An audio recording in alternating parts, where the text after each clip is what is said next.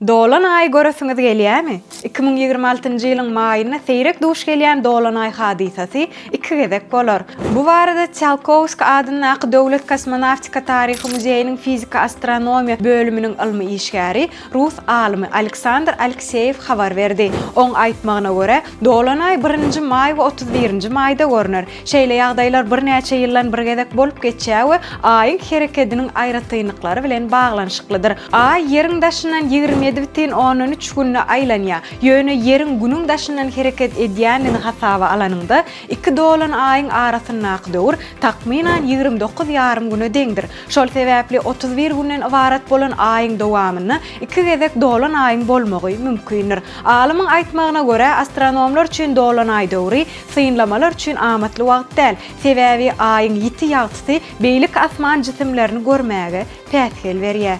Sizi dünýäniň hemde ýurdumyzyň täzelikleri gyzyklandyrýarmy? Onda Türkmen portal bilen galyň. Bize agza bolmaklygy unutma.